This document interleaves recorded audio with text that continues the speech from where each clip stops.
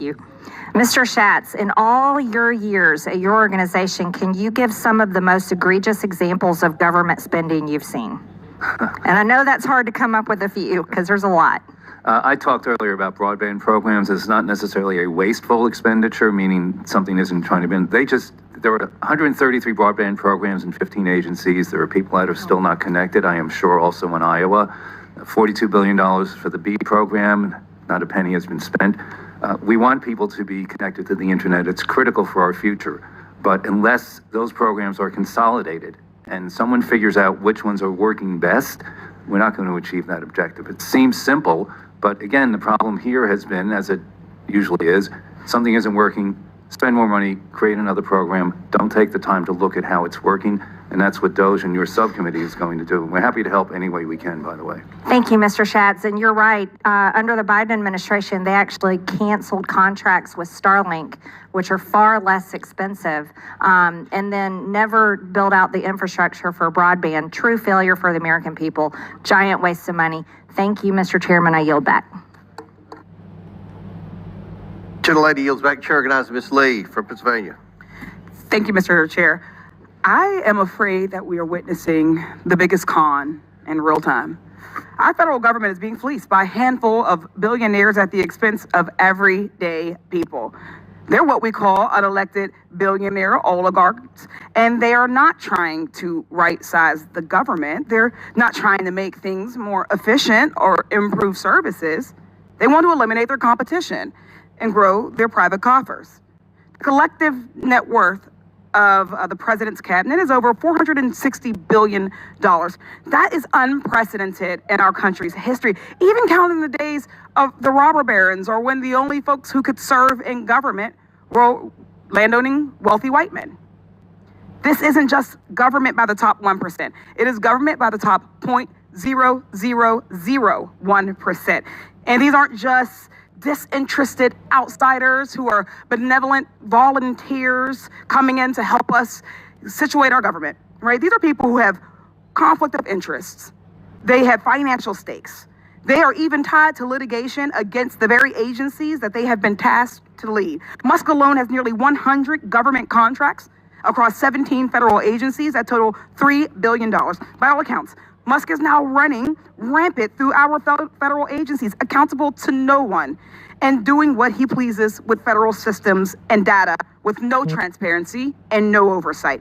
It's still unclear if he has security clearance or if he's passed a background check. He certainly hasn't filed any financial disclosures. This is absolutely outrageous, and Americans are rightfully mad. This is the Committee on Oversight, one of the most important committees, particularly in this era, yet Republicans did not bring Elon Musk, the private citizen, given access to all other private citizens' data, and the one leading all of this chaos. And just this morning, they blocked our efforts to bring him in. Musk has a bunch of 20-something-year-old child cronies accessing highly sensitive information and technology at the Office of Personnel Management, the General Services Administration, and the Department of Treasury.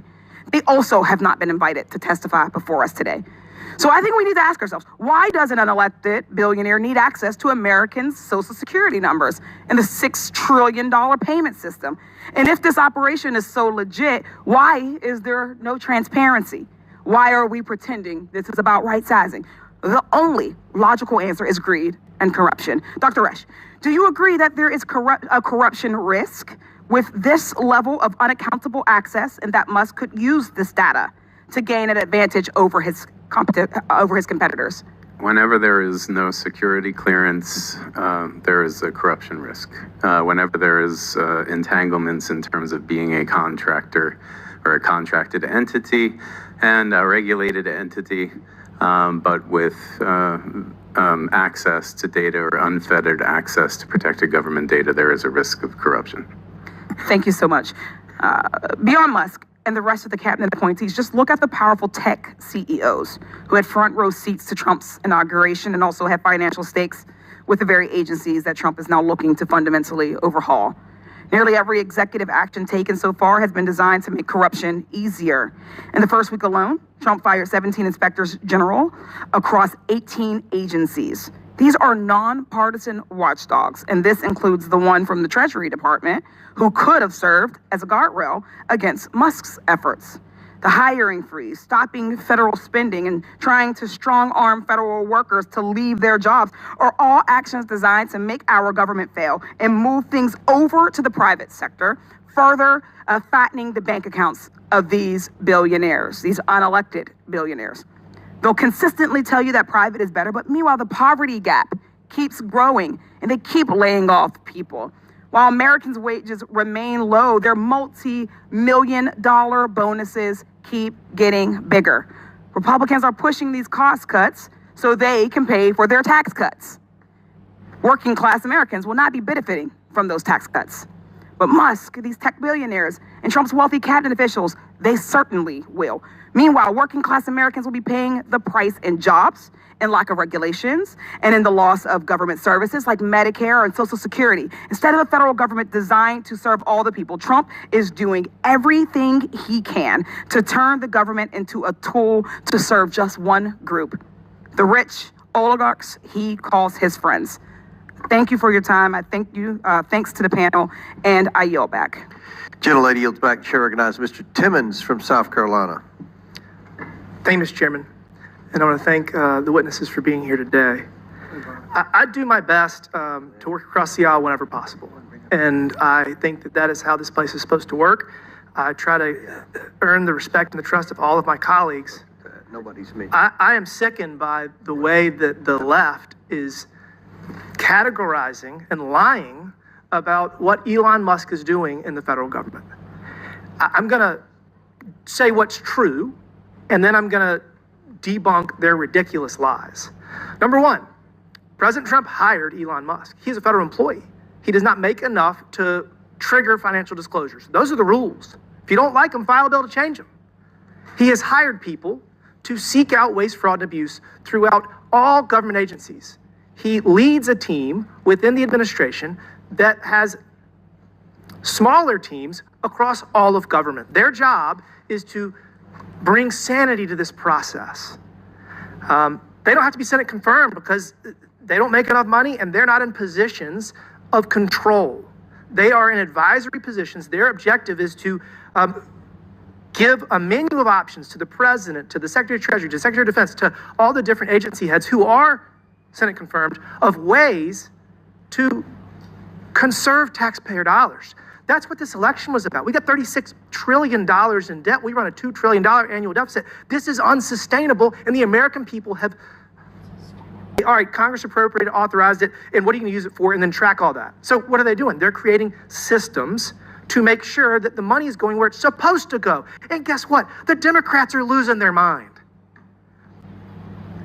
He's also creating systems to ensure accountability. All of this is going to be public. All of this is going to be public.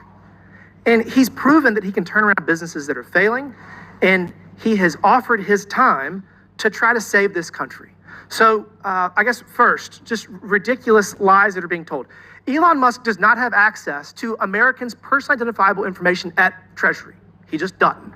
You have career bureaucrats that are mad that they're losing their jobs because they're no longer useful in the future of this government because they've gotten us in this situation. I had dinner with Treasury Secretary Bessent, and he assured us that all that the DOGE employees at Treasury were doing was checking sources and uses to make sure that money authorized and appropriated by Congress is being spent on what it's supposed to be spent on. The fact that we haven't done that yet in 2025 is insane.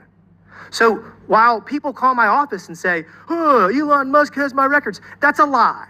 It's a lie from the flailing bureaucracy that is no longer useful because technology can solve all these problems. Will the gentleman yield for a clarifying question? Sure, go ahead. Can you help us understand, based on what you're explaining here, then why nearly 2 million federal workers received an email from OPM with Elon Musk's letterhead, a fork in the road?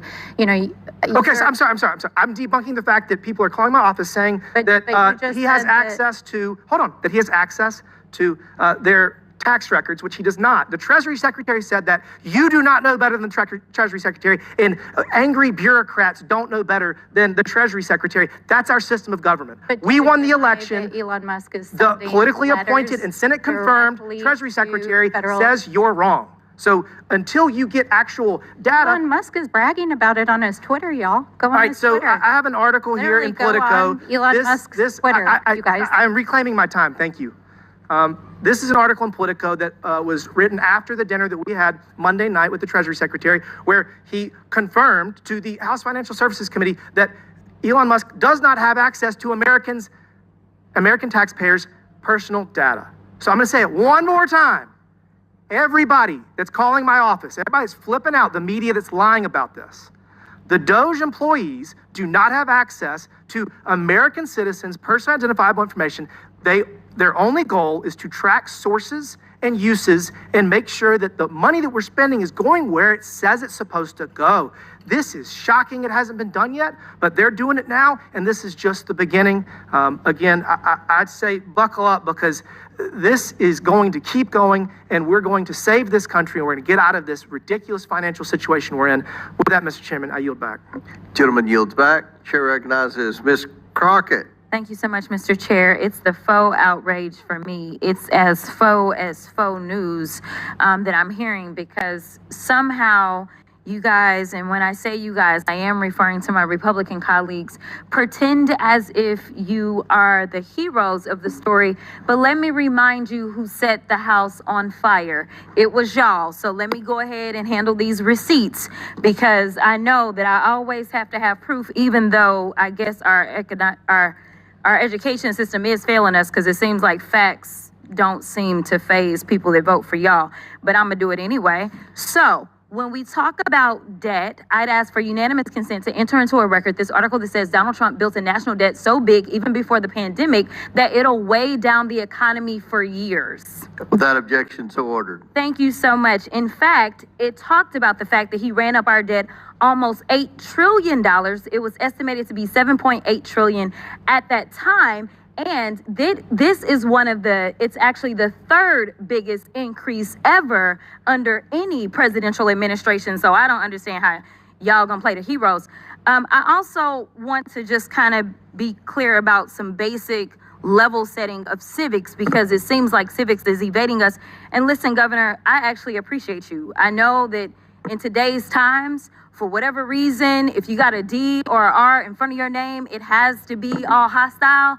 Listen, I am a former business owner. If I was not sitting in this seat, I would still have my law firm, but we have rules, right? So I'm not allowed to practice law. I'm not allowed to do a lot of other things, because ethics decides that that's not really a good thing, to make sure that the American people can trust that I don't have any divided interest.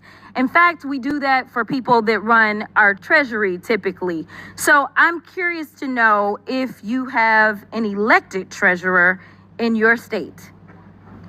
And you do, actually. We do. I know you do, because I looked him up.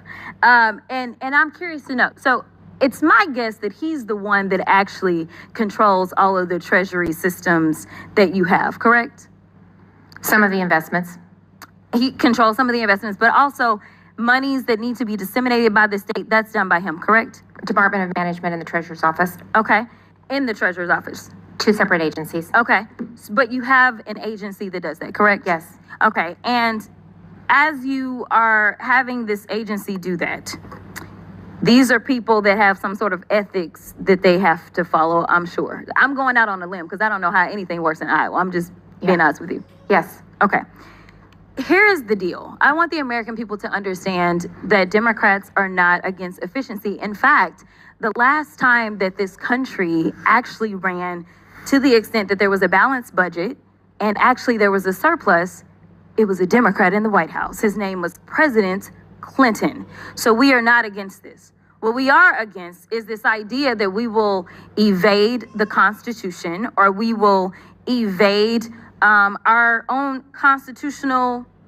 In fact, it's not even an invasion. At this point, it feels as if y'all have just decided that y'all are going to castrate your constitutional duty and hand it over to someone who is unelected. It doesn't matter how many cheerleaders he had on the field campaigning for him. That doesn't mean that he gets to go in and sit atop any of our agencies. And the fact that we had a vote today and we asked to bring him in because we have a constitutional duty, we all took our oath, and maybe some of y'all just don't take it seriously, but I take it seriously when I take an oath to do a job, and my job is to look out and make sure that we don't have any kings or queens in this country. But it seems like y'all have decided that it's going to be Mr. King and his queen, and y'all can pick which one is which. But either way, I want to also talk about Governor. I'm curious to know if you know the answers to these questions. Which party controls the White House? Republican. Which party controls the Senate? Republican. Which party controls the House? Republican. Is that about what the makeup is in Iowa? Yes. And that has allowed you to be able to get your agenda across, correct?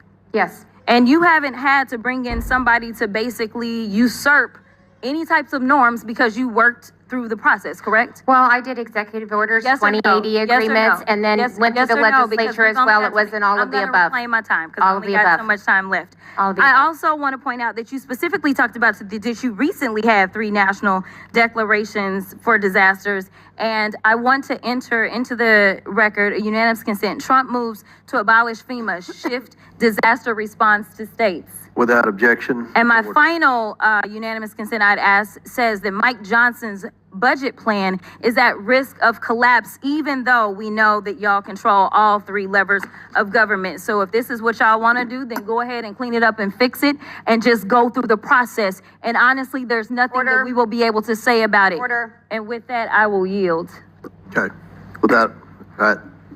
Thank you. Gentlelady's time's expired. Chair recognizes Ms. Boebert from Colorado. Thank you, Mr. Chairman. The outrage here has been absolutely unhinged. As we've seen in the media, we're seeing Politico, who's laying folks off, and as they're being defunded of American tax dollars, they can no longer sustain themselves. And so the outrage is just going to continue from those who are no longer going to be able to support their businesses from American taxpayers. And we simply want accountability. We want oversight. This is the Oversight Committee. And unfortunately, Congress has done a crap job of oversight and accountability over quite some time, I would say decades.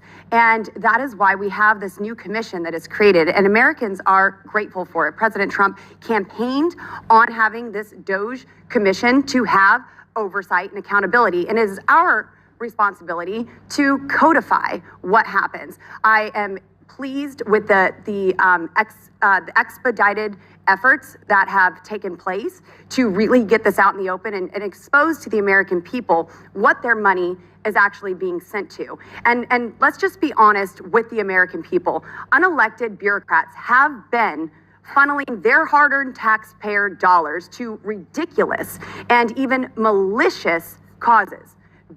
Across the board firings without specific. I think government employees have been given the option. They can have and those that will be given the option will be more competitive on a private market basis than those that stay. So then you'll be losing your best public employees. Were our best public employees at the Wuhan Lab of Virology? Were those our best employees? Was that where our funding was going, to the best and the brightest who started a global pandemic? I'm saying when you make a 20% across the cut without any I think there's been a lot of inefficiencies, and I'm excited to see where this goes and the exposure of that. And Dr. Resch, the last administration weaponized NGOs to aid and abet illegal aliens across and within the interior of the United States. We saw millions of taxpayer dollars illegal aliens on how to stay in the country, what terms to use, even if they are untruthful. Now, Dr. Resch, how does transporting millions of unvetted illegal aliens into our country make America safer? And how does stopping the funding of those NGOs harm America? That is tangential and irrelevant to myself. Oh, it is not irrelevant. Let's go through the list of relevancy, shall we? When we have open borders allowing millions of illegal aliens coming into our country unvetted, then the relevancy is in terms of Laken Riley, Jocelyn Nungary, Rachel Morin, Ruby Garcia, Elizabeth Medina, and I could go on and on and on and on with the American citizens who were killed at the hands of illegal aliens. So I think it's pretty relevant to say we need to look into these NGOs and what they are doing with these unvetted illegal aliens coming into our country and remaining into our country. Would you agree? Does that bring some relevancy to the topic, sir? Not to workforce cuts across the American public service. Well, but we're also talking about the funding that is going out. We are cutting spending at an executive level. And I hope that we codify all of that here within these chambers to ensure that it doesn't go out again. Now, in your testimony, you also mentioned that DOGE proposals reflect an agenda to dismantle professional government. According to you, this is fundamentally at odds with the principles of democratic governance. In November, President Trump won by a decisive mandate promising to maximize governmental efficiency and productivity. And how are actions, these actions fulfilling the president's campaign promises fundamentally at odds with the principles of democratic governance? And while my time is running out, I want you to answer that, sir. But we hear about unelected folks. Democrats didn't even get a chance to vote for their own presidential candidate in their primary. So don't talk to me about unelected people actually being involved in the decisions in this country. But I would like to hear how that's at odds, sir. I have no response to that. Well, that's kind of Chairman, the gentlelady. I yield. Thank you. Chair now recognize Mr. Kassar. We're going to recognize Mr. Kassar, then Mr. Jordan, and then at the request of the witnesses, we're going to take a brief bathroom break. So Chair recognizes Mr. Kassar for 5 minutes, and then after him, it'll be Jordan, and then a brief 10-minute break. Chairman, I don't know why Republican members even show up to this committee or to Congress when it's clear who's really in charge of the federal government right now, and that's Elon Musk.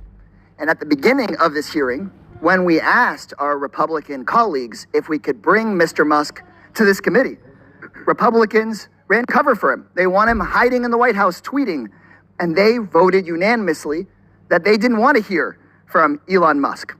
Supposedly, this committee is supposed to be about rooting out waste, fraud, and abuse. And I agree. So let's talk about waste, fraud, and abuse. The biggest fraud in U.S. government right now is Elon Musk pretending to care about efficiency when what he cares about is taking your taxpayer dollars, taking your Medicare, taking your Medicaid, taking your Social Security, and enriching himself and his billionaire buddies with it. The biggest abuse in the U.S. government right now is Elon Musk getting $154 billion richer since the election just a few months ago, while consolidating unprecedented power over your money and your government. Mr. Musk invested $227 million in Trump's election and is making billions off of it. That's waste. That's fraud. That's abuse.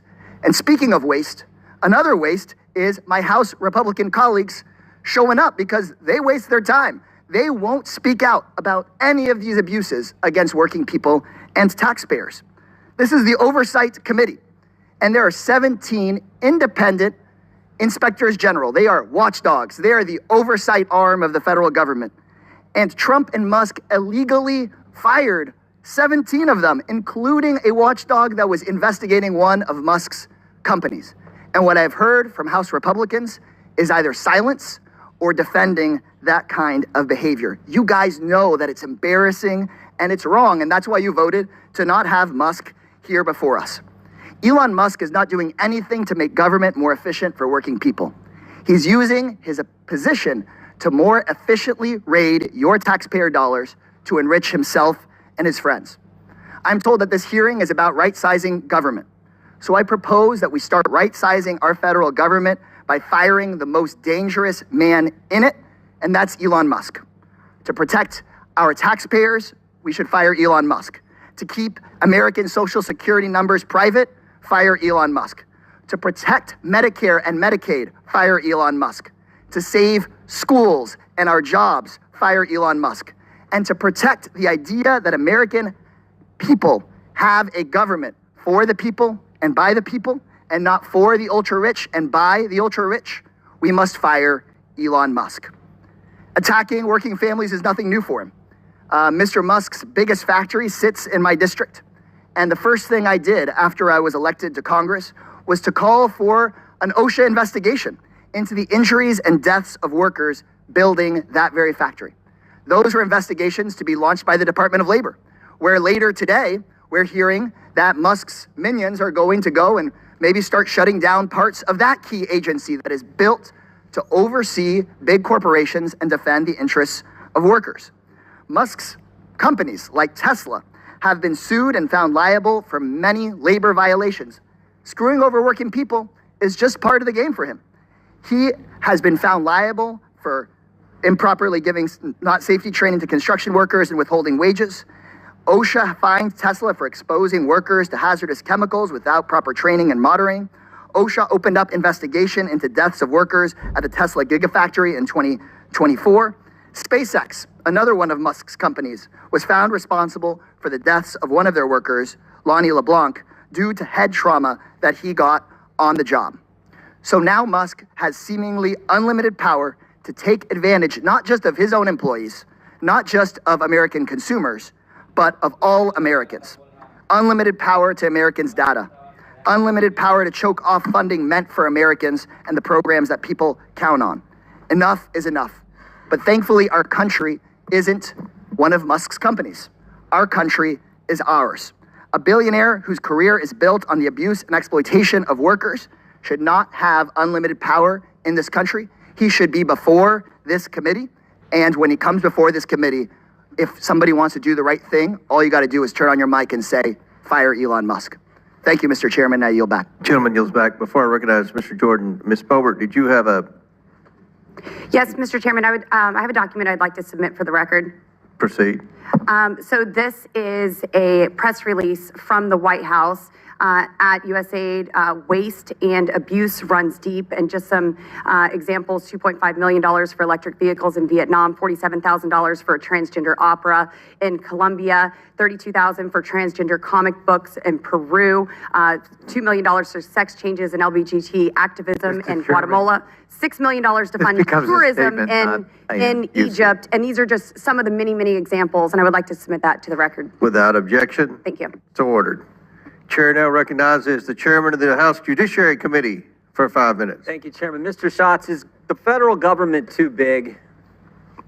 Yes, the expenditures certainly are, which makes the entity itself too $7 big. trillion in annual spending, 400 agencies and sub-agencies, 1,000 boards and commissions. I think anyone, maybe even the people on the other side of the aisle, I think anyone would say, almost everyone would say, that's too big.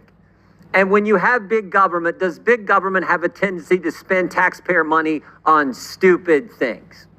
That's part of the reason that we're here, and it's one of the things that Citizens Against Government Waste has been documenting for many, many years. You've been highlighting this for like 100 years. I mean, I've known you for a long time. Organization, God bless you for persisting. Organization, 41 years. I've been there 39. And when you spend money, when you're the person spending money on something stupid, you just assume, you would just kind of hope that people don't really notice that, right?